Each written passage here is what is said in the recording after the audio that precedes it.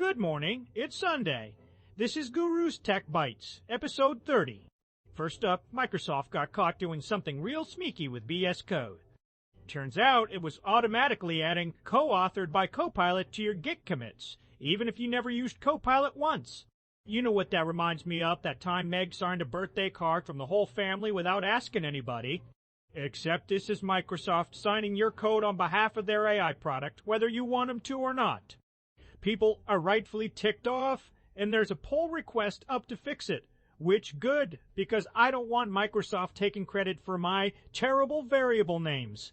Second, DeepSeek dropped version 4 of their AI model, and apparently it's almost at the frontier now, which in AI means it's basically as smart as the top models but costs way less to run. You know what this reminds me of? When the store-brand chips taste just as good as Lay's, but you still feel weird about bringing them to a party. Anyway, the Chinese AI lab keeps nipping at the heels of OpenAI and Anthropic, and honestly, at this point, the frontier is getting pretty crowded.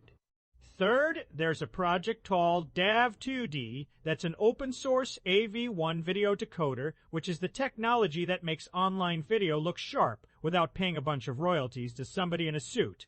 The VideoLAN folks, the VLC guys, built it, and it's fast, and it runs basically everywhere.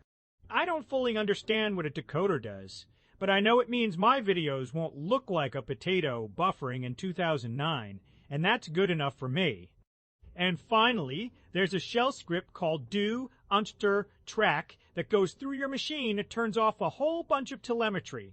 All those little programs quietly watching what you do and reporting back to some server somewhere.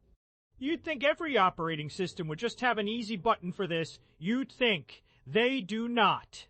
That's your Daily Bite. Have a great day. Until next time.